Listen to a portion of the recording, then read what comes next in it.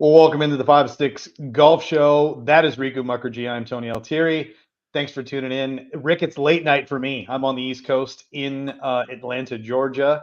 But this is kind of like the last three shows we've done at this time, and it works for you, works for me. I don't know if it works for anybody else out there, but I feel good about this. Last week, the rankings and the models were spot on. Had Benny Ann number one in my model. Should have won the tournament last week at the Sony. We can talk about that a little bit, but excited. How are you doing tonight, man? Good. I am a little nervous for Ravens football on Saturday. If they win, I will be on the East Coast next week as well. I will go to the AFC Championship game in Baltimore with my boys. Other than that, golf was pretty fun to watch this past weekend. Grayson Murray gets the job. And where was Grayson Murray on your model last week? That's what I want to know. I think Grayson Murray was ranked 56th out of the field of 130. That's pretty good. Yeah. Yeah. So, interestingly enough, the narrative around the golf Twitter world is bet guys who are ex-alcoholics, right? Chris Kirk, Grayson Murray, and now Harrison Endicott. Everybody's all over it. And I've been Yeah. like, no, time out. Like, let's take it a step further. Bet Sung J.M. because he's got Willie Wilcox on the bag, who was an ex-heroin addict. Like, if you There want to you go go. full addict narrative, that's the way to go. Yeah, I don't know how I don't know if that really translates to making golf lineups and making bets, but I do like Sanjay this week. That's one of my plays. But good for Grayson, man. I'm never a fan of his. I know he's gone through his personal demons and stuff like that, but I was actually pretty surprised he won that tournament, especially after his tee shot on that first playoff hole where he duck hooked it into a tree right off the bat and made a birdie from almost 400 yards out, which was pretty sick. So Ben Ann, of course, misses a short putt, and Keegan does Keegan things. He's right in the middle of the fairway and can't knock it on the green in two from 200 yards, and duck hooks one into the grandstand. So Grayson makes a 40-foot putt to win the tournament. Now he's got his tour card for the next 2 years. Yeah, it was interesting. Like, we were all texting back and forth during this because obviously we were watching football, we were watching golf, and it was like after the ass whooping in the first game, which was it ended up being not a very good game at all. Like, I completely disconnected from NFL football and was fully honed in on the PGA event. And to your point, like the stretch with Grayson and Keegan finishing it on 18 and then transitioning it into the playoff, like it was a great finish. Like Grayson, to your point, hit two terrible tee shots on 18 and was able to recover in both instances. I mean, the putt that he made in the playoff from 40 feet away was unbelievable. The thing about it was his caddy took to social media and talked about that. Like, he had watched, I think it was Sam Stevens in regulation hit a putt from basically the same exact location that Grayson had his birdie putt from, and he's like, it's not going to move as much as it looks. So when he gave Grayson the line, the dude hit his mark and drained the putt. And I mean, it was amazing. Like, I remember thinking in the moment, like, how crazy would it be for him to hit this, and how much pressure would it put on Keegan and Ben Ann? And Yeah. ultimately, both guys missed their putts for birdie, and Grayson ends up winning it. I mean, Ben Ann's was unbelievable because he had an unbelievable shot to give himself a chance for eagle to have Yeah. the outright lead going into it. Misses the eagle putt, drains the birdie putt, gets into the playoff. But I mean, the dude had a 3-footer and he pushes it right. I mean, it was ridiculous watching him. And as a guy who had him number one in my model, rooting like, oh my God, like the model predicted this. This is it. He's got a 3-footer. It's going to go into another version of a playoff. And then to watch him gag it. I mean, it was definitely heartbreaking to watch that happen. Yeah, it was. I like Ben Ann. He's entertaining to follow on in social media. He's a good golfer, obviously. He's number one on the PGA Tour, so was hoping that he would get his first win. But I know you say Ben Ann should have won that tournament, but Keegan should have won that tournament. I think You're right. He parred 18. He parred 18 in regulation. He parred 18 in the playoff. You can't par 18 on that course and expect to win a tournament because that hole is just way too easy of a hole for these pros. I mean, it might be a full par 5 for me and you, but for these guys, it's just a long par 4 basically. And if you're going to make 5 on that hole, it's basically a bogey to the field.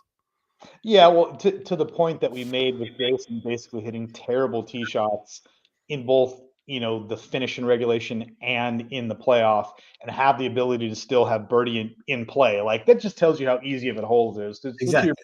like Keegan should have ran away with that thing. Like, I mean, Mhm.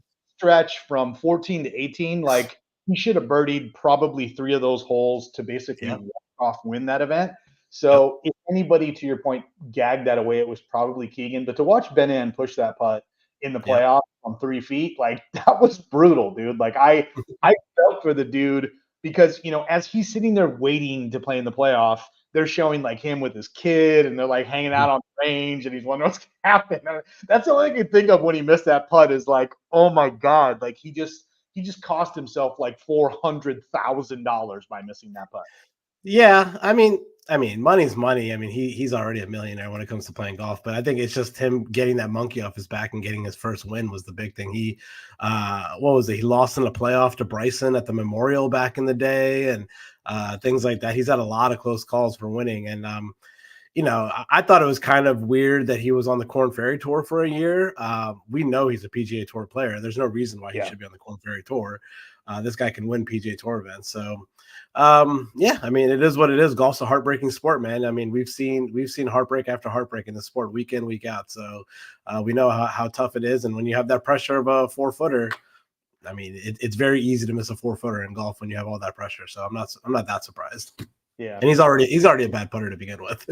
Yeah, well, I mean, to your point, like Ben Ann's ball striking is unbelievable. He's fantastic off the tee. His long approaches are very good. He's very good around the greens, and really the only hole in his game in terms of strokes gained is putting. Like the guy is just a terrible putter. He'll be the first one to tell you he's been very active on social media and talking about the like literally dozens of putters that he has sitting in his garage that he's tried over the years. But I think he's due. We don't have him here this week at the Amex, Yeah. but I think Bananas due, and I would not be surprised to see him win someplace like the Mexico Open or something like that this year, Yeah. where it's a course that can take advantage of what he does well and mitigates obviously his woes on the greens. Yep, absolutely. I totally agree. But yeah, that's all I really have from the Sony. I don't really have much else. Do you have anything else from the Sony? I mean, it was a pretty exciting tournament. I enjoyed it. I mean, I would say this. I think it particularly on Sunday, like the last 9 holes for everybody, it felt like everyone was making a run to put themselves in contention.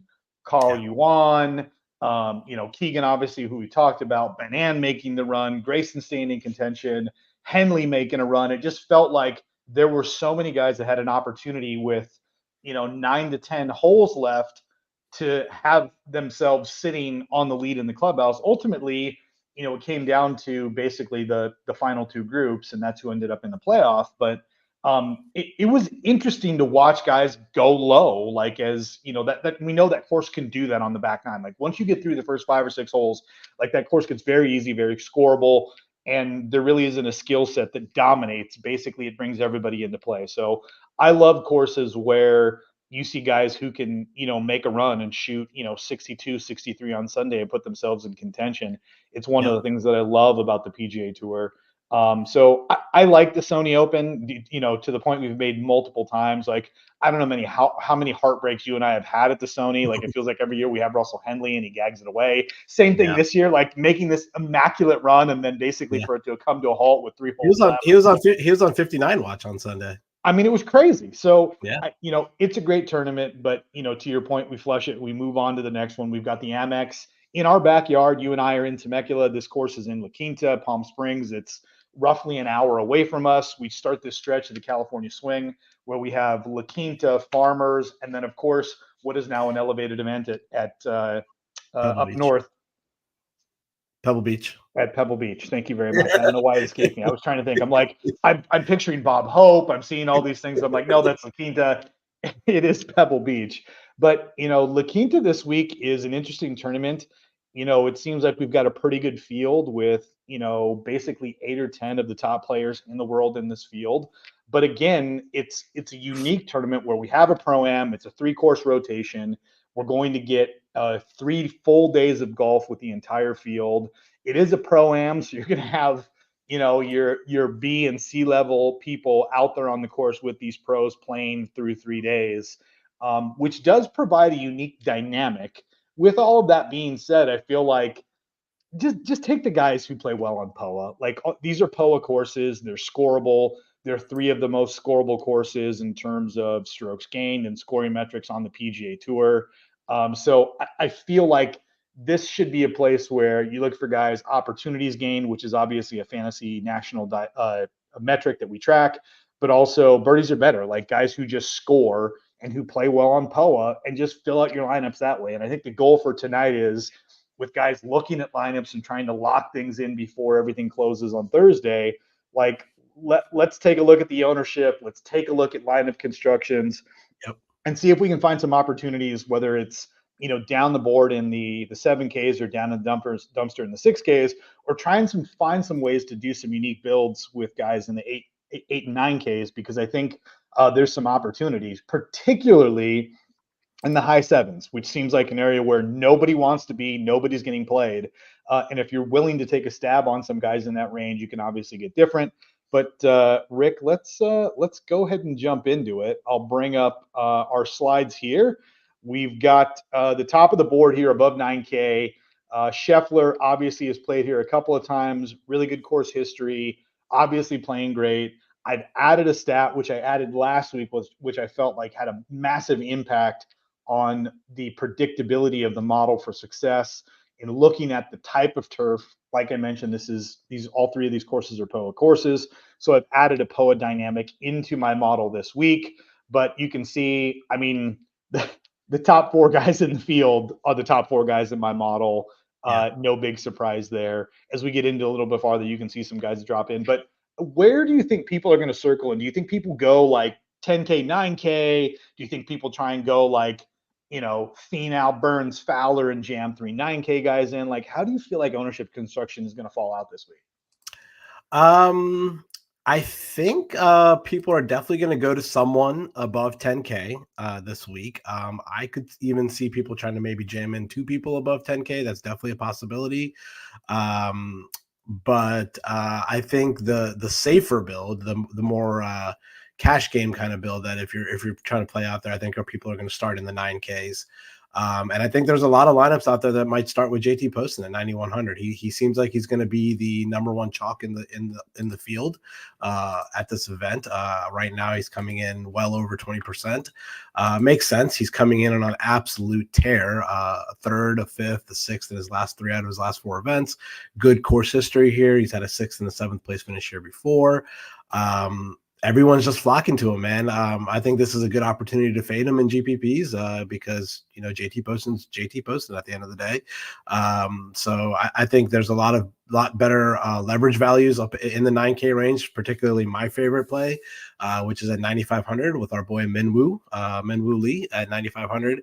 He's not going to go well in your model because he hasn't played on the PGA Tour much recently, but overseas, he's just been on an absolute tear. His last 4 events have been a 3rd, a win, a 15th, and a 6th overseas. And guy is just hitting the ball unbelievable. I think this is going to be a breakout year for him. This is our first time seeing him. Did he play at the Century? I can't remember if he played at the Century or not. He did not. The last time we saw him on the tour was at the Zozo, where he finished, I think, top 10 at the Zozo. It was 6th place finish there. Yeah. And to your point, I mean, he won in Australia and then backed it up with a T5 like the next week. Right. So he's coming in as my favorite leverage play as far as ownership goes. He's right in the 9K range. He's right in the middle of the ownership. People like Poston, like I mentioned, Kirk, Tom Kim, they're all more popular than him. But then right in the middle, you got Minwoo, Burns, Finau, JT. Like these guys are going to be a little bit lower owned. Your better leverage play. So I really like Minwoo at 9,500. He's my favorite play in this entire range. Up top, it looks like kind of flat ownership wise between Scheffler, Cantlay, and Sungjae. And it looks like Xander's getting squeezed a little bit ownership-wise. I think people are just thinking, hey, if I'm not going to go to Scheffler at 11.4, they're just going to drop down and take Cantlay or Sungjae as their 10K guy, because we already know. I mean, we don't have to beat the drum about Patrick Cantlay. He dominates at this course. He just has never won here per se, but he always finishes in top 10, multiple top 5. So we know what Patrick Cantlay does at this course. He's number 1 in your model for a reason, number 1 in your history for a reason. But I think if you're just going to take the savings, if you're not going to go to Scheffler, might as well just go down to Sungjae. I think Sungjae's coming in great form. He has great history here as well. I think saving the $1,300 from Scheffler to Sungjae is important in your lineup construction. So I think for me in these ranges, leverage plays wise would be Minwoo and Xander, but pure points projection wise, I think the best plays here are going to be Sungjae M and JT Poston, just because there's a reason why he's the most popular play on the slate. What do you like up here? Yeah, you know what's interesting? The guys that I find intriguing are the 3 guys that seem to be coming with the lowest ownership, and that's Day, Finau, and Fowler right now. Okay. I know Fowler's history hasn't been great, and there's been nothing as of late that makes you jump out. But Finau's played this course well. We know Jason Day plays well in the desert. He plays well on POA. So it's interesting to see, Day coming in sub 10% and Finau and Fowler coming in kind of right at that 10% level, way behind anybody else in this area. I would say I probably, of the 3, like Finau very, very much. But I'm curious to get your thoughts. Like, I don't think too many people are going to go 2 guys in the 10Ks. And we know that Cantlay and Sungjae, in terms of ownership builds, are going to come in popular when going somebody like Cantlay and Poston or M and Poston. But what about trying to jam Cantlay and M into the same lineup and Yeah. then stuffing a bunch of 7K guys in there to fill it out? Like, I feel like that's a unique way to get 2 guys that have a ton of wit equity, obviously great course history, but make your lineup a little bit different than basically everybody else in a GPP. Yeah, I totally agree. I think that's a unique way to build for a GPP. I don't think many people are going to skip the 9K and 8K ranges completely. So definitely a nice way to build for GPPs. I think that's going to be a little different. But yeah, I think the most popular build is going to be either starting your lineup with Poston at 9,100 and then just building a completely balanced build lineup, or like you said, Scheffler Poston, Cantlay Poston, or M Poston, one of those 3. So if you're trying to get Poston into your lineup with one of these other guys up here, definitely I would suggest trying to get one of those leverage guys, like you said, Xander or Jason Day or Finau or Fowler, something like that, to make your lineup a little bit different, because Poston, I'm pretty positive, is going to be the number 1 chalk on the slate. Yeah, I feel like even in one and done, there's going to be a lot of people that are falling to Poston. And Yep. then the other guy I think that's going to be super popular one and done is in the next range. I think that's Taylor Montgomery. Like, Mhm. there's so much steam in the industry about Montgomery and about Poston.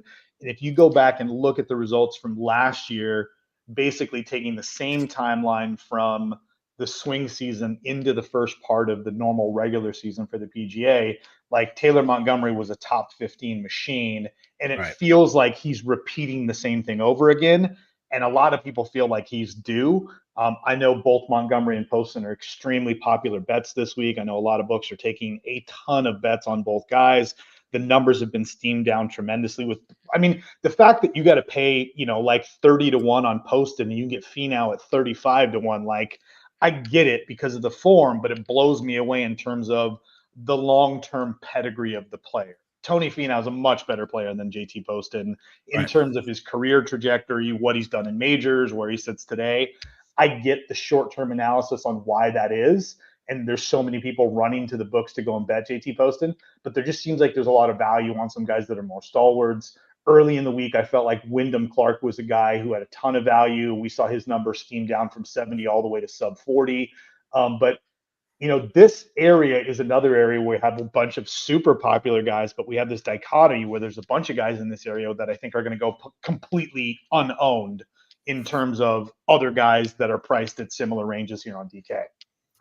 Yeah, I agree. Right now, we are doing the show on a Wednesday night. So what I'm looking at is it looks like all the ownership, like you said, in this range is flocking to Montgomery and Eric Cole. I mean, Eric Cole is going to be a popular play, I think, every week until DraftKings realizes they should probably price Eric Cole in the 9K range, maybe even the 10K range in a weak field.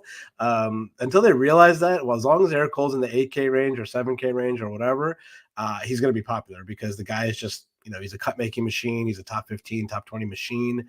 Last week, what did he finish? 13th last week, another top 15 finish at the Sony.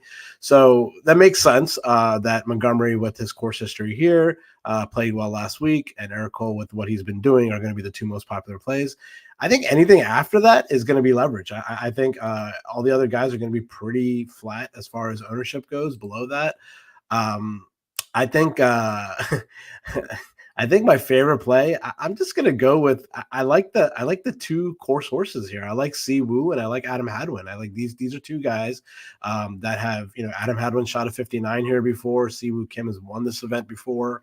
I think those are two good leverage plays. They're both coming in pretty low owned. I also like Bhatia. I like what he's been doing, man. This guy he's coming around to a real PGA Tour golfer. Before he used to be like, cut 30th, 20th, 15th, cut. Now this guy's consistently making cuts. Ever since he made his switch to the broom putter, the same thing that Siwoo Kim has, his putting numbers have gotten a lot better. He's a good ball striker, great off the tee, coming in off of multiple made cuts in a row. He played this event 2 times before, missed the cut twice, but I don't really take that into effect right now. I mean, that was the 2 years ago and 3 years ago. I mean, 3 years ago and 4 years ago. This guy's a different golfer now, obviously a lot better. He's not a young kid anymore, and he's playing well. So if I was going to rank my plays in this range, it's probably going to be 1 Hadwin, 2 Bhatia, and 3 Siwoo. And if you're fading the chalk of Eric Cole and Taylor Montgomery, I imagine if you're going to play cash games, Eric Cole and Taylor Montgomery are going to be very popular. You can play those, that's fine. But I do like I like those 3 plays. And then if you really want to get frisky, you can go to Daniel Berger at 8,000. But he's not going to get a click for me this week.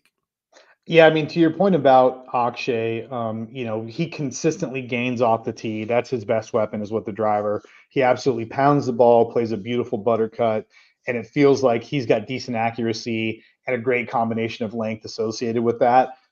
His approach game is decent. It's not great, but I think in terms of where you would rank him in terms of being like a short game guy or a ball striker, anyone would tell you he's a ball striker. And to your point, we've now got 2 tournaments in a row where he's gained on the greens with the broomstick putter. If you look at him historically, POA is his best surface in terms of putting. He gains a stroke while putting over the long term on POA, where he basically loses everywhere else other than Paspalum. His only win came on Paspalum, but he's a West Coast guy. This is POA. I love the Akshay call. The other guy that I'm interested about, at least to get your take on, is Lowry. No one's playing Lowry. We haven't seen him play on the PGA Tour since August. But again, long-term pedigree on Lowry. We're talking about a guy who is a major winner. He won the Open Championship. And when you look at him, compared to the other guys in this price range, like outside of Berger, and again, we can almost set him aside because of the injury concerns, like him and Wyndham Clark are major championship winners. Like they both won a major. So to see him in here with 0 ownership, it's interesting. I know why no one's playing him, because he hasn't played since August on the PGA Tour, but I'm just curious, like, what would it take for you to get to Lowry where it's like, I think it makes sense to play him this week? Probably a lot. Yeah. I don't think I could get there with him. Not right now. Not after. I think, he's one of those guys that I think that, during his off season, he's not out practicing 100-yard wedges on his off time. I think he's out drinking beers and eating cheeseburgers. So that feels like a fat guy slide right there. Like, because Lowry is kind of fat, Like it's like, Yeah. oh, he's obviously lazy. He ain't grinding. Like, no, I get it, but I mean, I just think that It's not just him being fat. I just think like his personality wise, like I don't think he's really grinding out there. I mean, I might be completely wrong. I mean, he's a professional golfer and he's really good, so he might be out there grinding. But um, it would take a lot for. I mean, at this point in the week, like I don't think I can click there. I would much rather go to some of the guys below him, or if you're willing to eat the ownership, go to Eric Cole right above him. I need to see something for Lowry. I always like playing Shane Lowry at a little bit more difficult courses in general. Like he's a better player when the score is -8 to -12, something like that. This week the score is going to be in the 20s. We know it's going to be like -22, -23, something like that. So I'm not a huge Shane Lowry guy this week. I just don't think I can get there. Well, I mean, if you want the leverage, he's going to be the lowest owned guy in this range besides Daniel Berger. And if you have the stones to make that click, I mean, that's more power to you. But I can't get there. yeah, I mean, I think the issue for me is there's not enough short-term information. There's nothing leading into this that would make me feel like, oh, he's in a good place. Like Minwoo, like we talked about. Minwoo hasn't played on the PGA Tour for months, but we saw him play in Australia. We saw him get a win. He's obviously been playing well. And so there's enough information, at least from what he's done overseas, to be like, okay, we can go to Minwoo. With Lowry, it's a complete question mark. Like we don't know, to your point, if he's been out grinding, if he's been working equipment manufacturers. Like he could have just been hanging out with his family and taking some time off. So Yeah. it's a big question mark. The other guy that I want to ask you about is just because he's been super popular the last 2 weeks. And I feel like because he has not lived up to the ownership, everybody's forgotten about him, is our boy Cam Davis. Like it's it's odd because he has not gained ball striking the last 2 weeks, and it feels like that's what you can depend on Cam Davis to do. Like he gained like 7 strokes on the Yeah. greens in one round at the Century, or excuse me, at the Sony, and then he kind of faded away. But Cam Davis at a course where the scoring could be easy, we've seen him win at a place like that, the Rocket Mortgage. Yep. And if we can just get normal Cam Davis, who is a beast off the tee and usually is very, very good with his irons, like doesn't this seem like a natural place like that you would play Cam Davis? I do. I like him. I like him every week. I'm a Cam Davis guy. He's coming in low ownership this week. I it's hard for me to say just because the last couple events he's played pretty poorly, to be honest with you. But Cam Davis is one of those guys where he can go miscut, or T60, and then come out and just go nuclear on a course. And I mean, the thing is about these three courses, like I mean, I've played two of these three courses and I find them kind of easy. These guys find these two courses a joke, and La Quinta's a joke too for them too. So, I mean, Cam Davis can come out here. If Cam Davis goes out and shoots a 59 tomorrow, I would at La Quinta or the Nicklaus tournament course, I would not be surprised because this guy can literally light up the scorecard with birdies. So, good leverage play. I like it. I just feel like there's made cut equity with Cam Davis. Yeah. And to your point, like the ownership is so depressed versus where he's been the last couple of weeks. I just feel like it's a good low buyback like spot. Like take Cam Davis when nobody's on him, avoid him when everybody and their brother's trying to play him. Oddly enough, I just kind of ran a quick thing on Fantasy National last 50 rounds on easy to average scoring conditions on POA courses. He doesn't rate out great. I'm not gonna lie. Cam Davis comes in 97th. If I sort it by who ranks out best over 50 rounds, oddly enough, Justin Thomas number one in easy to average scoring conditions on POA. We didn't even mention his name earlier. I know it's funny because his odds are good. You can get him anywhere between 25 to 30. You're talking about a two-time major winner, and I get it. Like he hasn't played well. He didn't show great in the Ryder Cup. But again, it's still Justin Thomas. Like when you talk about like the best like 10, 15 players in the world, he's in that conversation.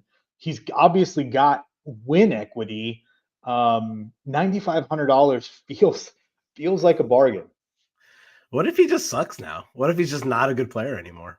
I mean, it's hard for me to imagine that. And the only reason that I say that is We saw Ricky go through his woes for 2 Yeah, years. We saw Jordan Speed. Spieth go Yeah, through 2 very, very difficult years, and now he's back on track. So I think it's not a question of if he gets on back on track. I think it's when. And yeah, because Justin Thomas was always a ball striker above anything else, I feel like that's easier to get back when you're making swing changes than a guy like, Jordan Spieth, who was a wizard around the greens and putting, and his big problem was he couldn't find the fairway with his driver. So right. I don't know. Like again, I get it. I understand why he's under owned this week, but I feel like there's a shitload of value at 9,500 or at odds at 25 to 30 to 1. Yeah. No big secret in my one of my one and done leagues, which I've told you before, my strategy is to play the guy who's inside the top 10 in the betting odds but has the lowest ownership. Justin Thomas is who I'm playing this week because it's like nobody's on him. No one's going to play him in one and done. He just seems like the total leverage play. Whether or not it works out and he sucks, to your point, like that's the risk that I'm taking. But I feel like there's a great opportunity based on the long term pedigree of kind of what he's done. Yeah, I agree. That guy for me this week is going to be Minwoo. He's going to be low owned and one and done, top 10 in the betting odds. Minwoo is going to be my guy up there. I love the leverage play on Minwoo, and I think like you, I'm super high on him. I've bet him in a couple of the majors, like in some of the futures markets. He's just, I mean, he's super solid, and he absolutely mashes the ball off the tee. And the dude is, I mean, nuclear hot on the greens when he's putting well. So I just think that dude's he's one of those next guys. Like I can see him being the next Aussie, like Jason Day um, and Adam Scott, were like he's that next guy to take that step. Yep. Dropping down to the 7Ks, some interesting names here. Will Z's back again. Interesting enough, he was dog shit, around the greens and on the greens. The approach game was good. Off the tee was meh. But he's priced at the top here at 79 with Steven Yeager, who I think is going to be popular. Dropping down a little bit. I like Aaron Rye this week. I hate Bo Hostler. I've seen Bo Hostler touted by a bunch of people. But again, when I ran the post splits and looked at his course history, he's been terrible here. I get it. He's a West Coast guy, but he just has not played well at this course. Nick Taylor, another guy that seems to be gaining some steam. Eric Van Rooyen seems like everybody's playing him at 7,500. Like, where do you like construction this week at the 70, in the 7,000s? Obviously, understanding that the most common build is going to be 10K guy, 9K guy, or to your point, 9K, 8K, 8K, and you're going to get a bunch of guys below 7,500. Like, who do you like for leverage, and who are you just willing to eat the chalk on this weekend? Chalk wise, it looks like the two chalky guys are going to be Jaeger and EVR, 7,500 and 7,900 this week. So I don't mind the fate of those two guys. I especially don't mind the fate of EVR. I don't get why he's chalky. I mean, there's a lot of water on the stadium course. I don't really. I mean, he had a sixth place finish here last year, but he hasn't done anything special since his win in the swing season. I get the Jaeger love. Steven Jaeger's been pretty good for the majority of the last like 3 to 4 months in the fall swing and just making cut after cut. I don't really know what Steven Jaeger's upside is really. Is it a win? I don't think so. I don't know if this guy can win on the PGA Tour. Is it a top 10? We don't even know. The guy doesn't make top 10s. He just finishes between 10th and 20th every week. But that's not bad for a $7,900 guy. So that's why he's continued to price there. So for me, I like Keith Mitchell at 7,700. I know that's probably a name you haven't heard much this week, but Keith Mitchell pops for me in my model. He has 22nd place finisher last year, but he played pretty decent at Sony last week. I think this is a good setup for him. I like Keith Mitchell in this setup. I do like the Nick Taylor call. He's getting a little bit steamed up because of the value. I think 7,500 for Nick Taylor seems a little bit undervalued. I think he should be upper 7K range. So I do like that call with those two. I'm seeing a lot of people tout Shank this week, Adam Shank at 7,600. I don't think he's getting much ownership, but I'm seeing people like Tambo and other people like they like Shank this week. So I don't mind that call. So I think those are the three guys for me. Davis Thompson's a little interesting for me just because he finished runner up here last year, Yeah. or third or something like that. Yeah, so I don't mind that. He hasn't been playing great recently, but he has been making cuts. He's made 5 cuts in a row on tour, so I don't know if it's been more. I can't see farther back than that, but yeah, I mean, he's been making cuts, just not finishing great. So maybe this is another spot for him to light it up, because I remember he was last year. He was I think he was clubhouse leader first and second round, maybe even third round, and then John Rahm just got him on Sunday, which is not surprising. It's John Rahm, so yeah, I think those are my plays above 7,500. Any other names out there that other, you said Aaron Rye. Any love for like Norin? I'm not going to go to Will Zalatoris until I see something. Pendrith he played pretty well last week. What do you think? The guy that I love here that I've heard no one talk about, and I kind of understand it because we did see him miss a cut pretty badly last week at the Sony. He didn't show fantastically at the Century. He played okay, but it's Tom Hoagie. Like when I go back and look at Hoagie, like how he's played on POA, I think he had a win on POA as well. We saw him play very, very well at Pebble. Like you look at him, his splits when looking at how he performs specifically on POA and easy to average scoring conditions, like he jumps tremendously. To give you an idea, just looking specifically at those splits, when I pull him up, his short-term form in terms of his key stats. See if I can pull him up here on the fly while we're talking about it. Hoagie. Where is he priced at here? Oh, of course, I just lost him, and now I can't find him. 7,600. 7,600. Hold on one second. A to Z. Hoagie. Oh, man. I love it when this gets all screwed up because I was just pulling it up and I changed it. Okay. So he's 35th in my model. In the key stat model, he's 48th.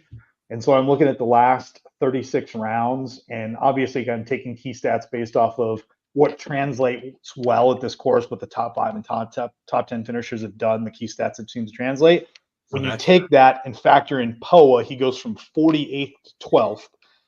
The only thing that scares me is in terms of putting from 5 to 10 feet, he's not bad. He's inside the top 30. When I factor POA in, he goes all the way outside the top 100. With all of that being said, he's played this course 5 straight years. He's got 2 top 10 finishes. Yes, he has 2 missed cuts, but I'm betting on the upside of a multiple time PGA Tour winner in Tom Hoagie for $7,600. And like he's won at Pebble Beach though. That's a POA course. Exactly. And it's also a 3-course rotation with a pro-am.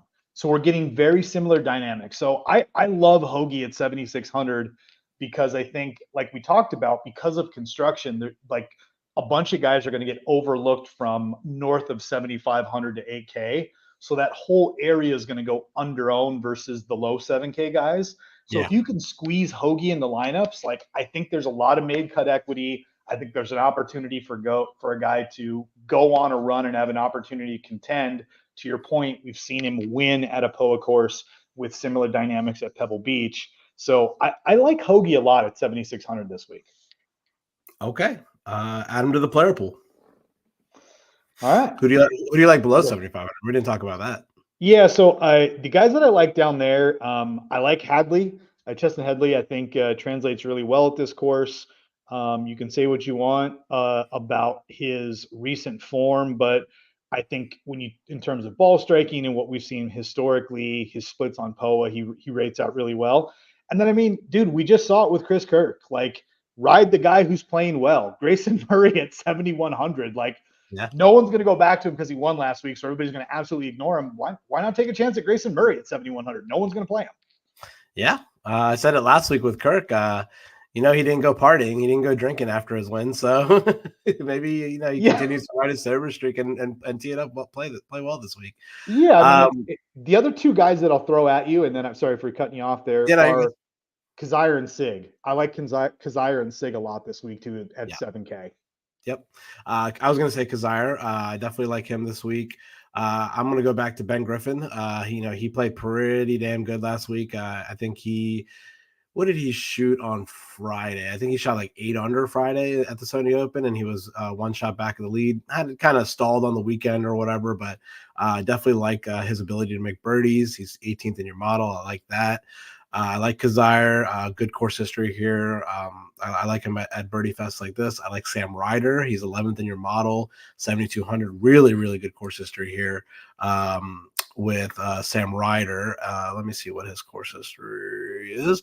I think it's 4 out of 5 made cuts. Nothing fantastic. Actually, I take that back. Yeah, no, I thought for some reason I thought he was better than that, but his he is coming form's been great. Yeah, I think that's the big thing. Yeah, his form's been good.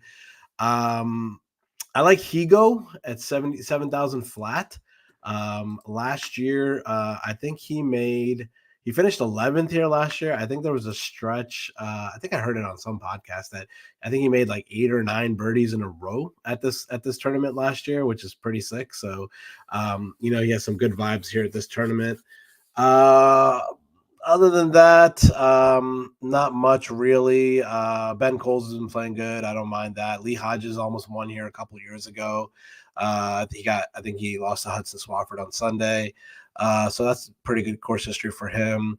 I feel like I never play him, and I just hate clicking his name, but Christian Seabez should not be 7,300. He's better than a lot of the golfers down here. Dude, it's a great point. Like, you talk about a guy who internationally is one of the best players in the world. Like, Seabez is a very good player. And to your point, like, he has the top 15 and 2 made cuts at this event. We just haven't seen him play for a while. Right. And he's a phenomenal putter. And this is, like John Rahm said, this is a putting contest. So if you're going to give me Bez at a putting contest, I don't mind it. Pavon, what about him? He played good last week. He's been playing great. Like, if you go and look at his finishes on the DP World Tour, like if you factor that in with what he did last week, like the dude's on an absolute tear right now. Like, he's playing phenomenal golf. Yep. I agree. I like that call. That's it for me. I don't really have anyone else in the low 7Ks. No one else really jumps out at me. That's all I got. Yeah, no, I hear you. I mean, I think there's the guy that it's oddly enough, like I like Grayson Sigg this week, and purely for the POA splits dynamic. When I ran his numbers, like, he goes from being a guy from 5 to 10 feet, which is obviously a key birdie range for putting. Like, he's outside the top 110 in this field, but when you translate that over to POA, all of a sudden he's inside the top 25.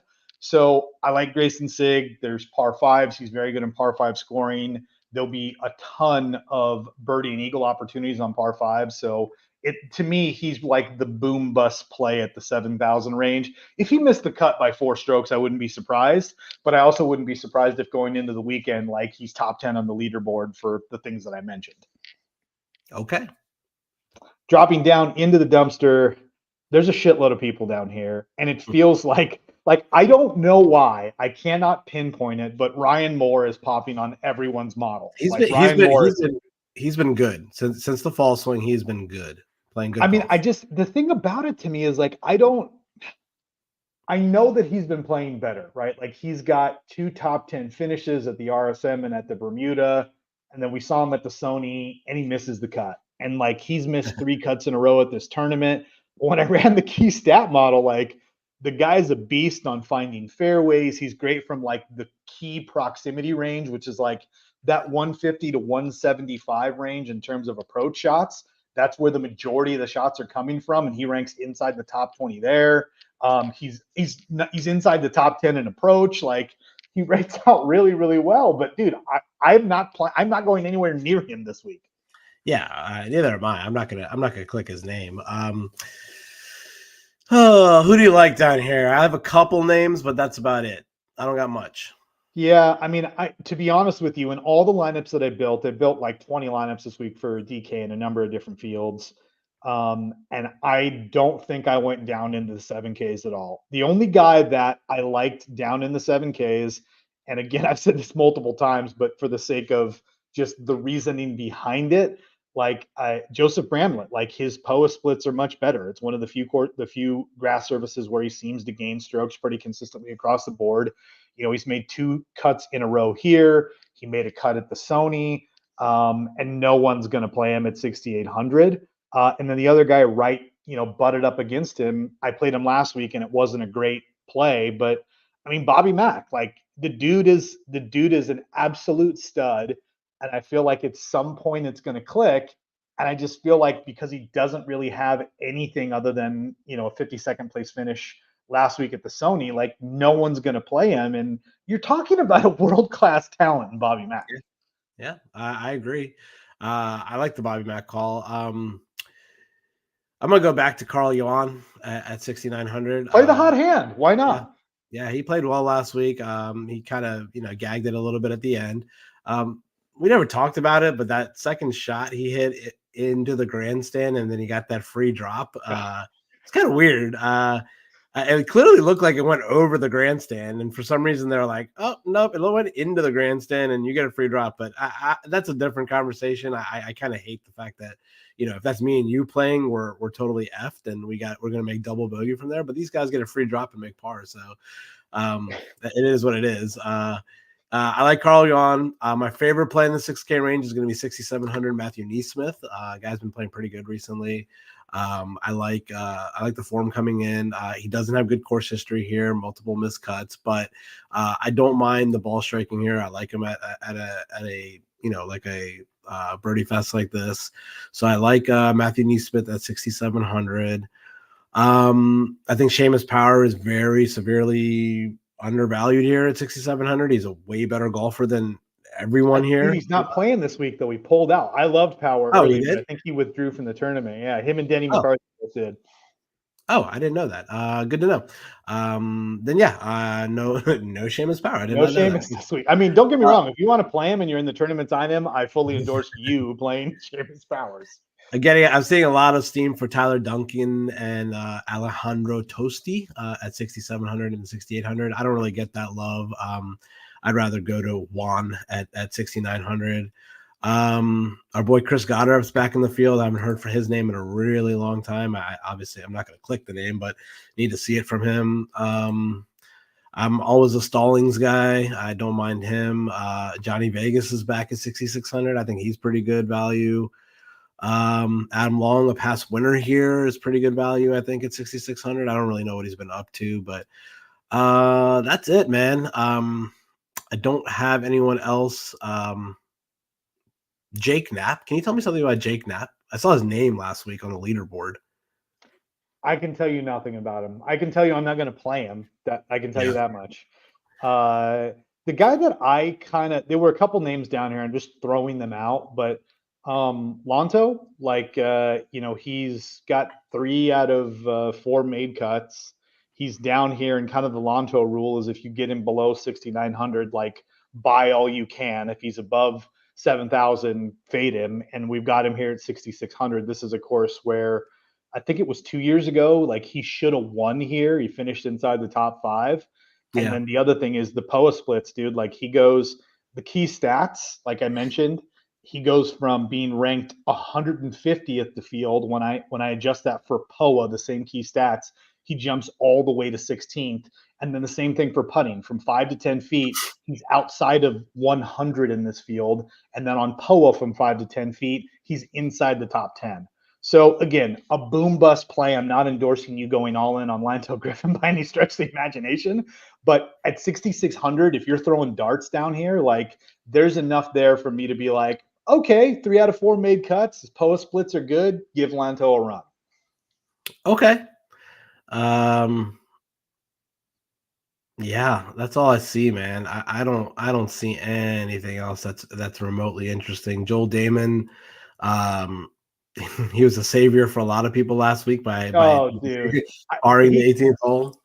He that putt that he missed on Friday to basically keep the cut at 2 under, it helped a ton of people, but it screwed a ton of people who had good lineups. Like I know so many people who were like praying that the cut stayed at 3 under because there were going to be so many people that were basically asked out, not getting 6 of 6 through.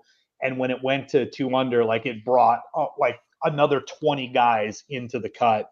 And totally, we saw a bunch of those guys, Eric Cole being one of them, who barely made the cut on the number at 2 under and then had a phenomenal weekend and ended up finishing like top 10 or top 15, whatever he did last week. So I know there were a bunch of people who were bummed out that happened. One other name that I'll throw at you, and it's just because he just made a cut and his course history is good here. He won this event in 2020, way down the board at 6,000. Andrew Landry. Andrew Landry, former winner of this event. Can you get there? Yeah, I could get there. Right. If you're playing a lineup with Scotty Scheffler and Xander, or Scotty Scheffler and Patrick Cantlay, I could get there. I don't know exactly what he's been doing recently, but at a course like at a tournament like this, where we've seen long shots like Landry himself, like Adam Long, we've seen long shots win at this event. Why not Andrew Landry? I mean, I think 6,000 is a little disrespectful. He has the same price as Michael Block. I didn't even know Michael Block was in this event, but he is. Our boy Michael Block. Love Michael Block. Great story. Yeah, Michael Block is the same price as PGA Tour, two-time PGA Tour winner Andrew Landry. So, I like the call. Andrew Landry at 6,000 is a nice call. We talked about Endicott earlier. He's 6,200. I don't mind that play either.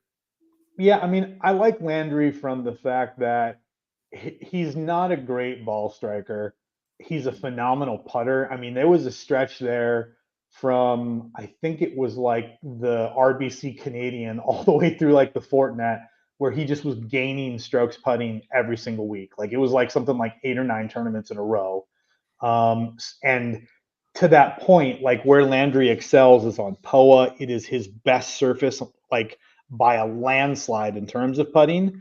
Yeah. And I just think to your point, if you're building a lineup and you want to get super freaky and go, Scheffler, Cantlay, Scheffler, M, and you need a guy way, way down the board to balance on your lineup, like I think it's a great play at less than 1% projected ownership. Like he won this event like 3 years ago. Like why would you not take a dart there versus the other guys down at this range, to your point, like Michael Block or Ryan Bram or Ben Taylor. Like Andrew Landry is a guy who has won. He's won at this course, and he's made 4 out of 5 cuts in this tournament the last 5 years. It's worth a dart. I agree. That's it. I think that's all I got, man. This is a pretty ugly range. I would try your best to avoid going into the 6K range this week if you can, and at whoever at 7K or 7,100. But we gave you some plays out there that we like in the dumpster, but we call it the dumpster for a reason. Yeah, I mean, like I said, I am fully fading everyone in the 6K range this week. I'm going to try and stay out of there as much as possible. Obviously, locks tomorrow morning West Coast time. So if you're out here on the East Coast, you've got a little bit of time in the morning to get some stuff in. On the one and done side, Rick, you and I both have 2 lineups in our big Nickel City Mafia one and done with our group. But who are you playing this week in one and done? I am playing Minwoo Lee and Sung J M. Those are my 2 guys this week. Yeah, I like the call. I was this close to clicking Sung J M as well. The only thing that I thought about was this is not an elevated event. And in terms of one and done, obviously the gross winnings in the elevated events are much higher. And obviously if Sung Jae wins, he's winning $1 million. But if he finishes, T5 to T10, that's much different here than in an elevated event. So I ended up pivoting and going to Tony Finau this week. And then, of course, like I mentioned earlier, in my strategy for my secondary lineup, I'm just taking the guy who was the lowest owned, who's inside the top 10 of the betting odds. And so JT is the other guy that I'm playing in my one and done strategy. Any other thoughts for this week? Any chance you make it out to La Quinta since it's like in our backyard? No. Are you going to go to the Farmers next week? Yeah, Ravens play on Saturday. So no, I'm definitely not going on Saturday. And I want to watch the Bills Chiefs game on Sunday. So no, on Sunday. And if the Ravens win on Saturday, no, I'm not going to Torrey next week either because I'll be going to Baltimore for the weekend. So, I don't think I'm going to make it to either of these events the next 2 weeks unless somehow the Texans beat the Ravens. But we'll see what happens. Yeah, I do want to give a shout out to Diamante 21 and our boy Love Cheese. They both took the lead in our one and done contest. They're tied for first. They both had Benny on last week, so good call on those two boys. Yeah, big game James, who has loved cheese in our deal. Like he's been riding the model. He hits me up every single week on to send that out. It is available. I'll put it here just in case anybody's interested. But I also post it in the Discord if you get an opportunity. Mike's pretty good about putting all the links down there. But if you want to see the stat model, it is available. That is the link. It's just a Google Drive. You can copy that, paste it into your address bar, and pull it up. It's free to anybody that wants to look at it. But yeah, big game James is making it happen in the one and done in first place. Yeah, Obviously, it's early, but I he's do had love it. he's had Beyond Hunt and last week, and then at the Century he had Sung JM. So two good finishes, back to back Asian guys. So I wonder if he's going to keep going with the Asian route this week, or go to someone else. Tom Kim, right? That would be the obvious choice if he's writing the Asian narrative. Tom Kim is also a popular pick this week. What do you even Yeah, talk about Tom Kim? Do you like Tom Kim here? yeah, sure. I bet Why him this week. I mean, I basically, because we've had two guys north of 100 to 1 win. I took my three bets under 100 to 1 were Finau, Sungjae, and Tom Kim, and then I have like six guys that are from 100 to like 300 to 1 to win. So I just maybe we're in that season, that finally that year where we get a bunch of long shot winners that are winning these we've jabroni already events. we've already had two of them. I think for the last couple of years it's been nothing but favorites and those mid-range guys, and we haven't had triple digit winners in a really long time. Especially we haven't had back-to-back triple digit winners in a really really long time. So maybe we'll see the trend continue. Maybe we'll see a Matthew Neesmith win this week. I like Matthew Neesmith this week, him and Nick I, Taylor. I did bet him at 175 to 1. I threw a couple shekels on Matthew Neesmith this week. I do think there's some opportunity there. Yep. Well, I think, well, you're going to say something there. Don't No, want to that's cut it. you off. That's it. Yeah, I'm done. Yeah, I was going to say, remember to subscribe to the Nickel City Mafia channel. We're wrapping up the NFL season. The guys, Jake and Mike, and the rest of the crew are hard on NFL content. Obviously, a massive game that you mentioned with the Bills and the Chiefs. Your and Chris's Ravens have a massive game against Houston. It'll be a great week. This is actually my favorite week of watching football, the divisional round like this, not the wild card round. I love this because you've got the 8 best teams in the NFL, Yep. and if it holds to form, dude, we could see some chaos this week. I'm a big believer in the Ravens. I told you I bet them and the Niners earlier in the year at some decent odds, but I mean, dude, the NFL has been, I mean, just upside down this year. Yep. If the Ravens and Bills somehow do manage to win this week, me and Chris are definitely going to be on some football shows next week for sure. Also, golf starts early next week. Don't forget that. We'll remind you guys. Wednesday So, lock. yep. Yeah. So we're not going to do a show on Wednesday next week. We'll probably do a show on Monday or Tuesday next week. So, pay attention. We'll put it out on Discord and let you guys know. But yeah, that's about it. Yep, I appreciate it very much, Rick. Thanks for being on, and thanks for you guys. We had a decent crew of people hopping in. I remind you guys, if you want, shoot us an email, reach out to us on Twitter. Rick, you can reach him on Instagram and on the X at Riku Mukherjee. You can hit me at the 506 Apologist on the X. We love the Discord. We love chatting with you guys, and happy to share any thoughts or tidbits. Rick, good luck this week, man. And to everybody out there, let's hit a winner. Let's hit a winner. Good luck, everyone.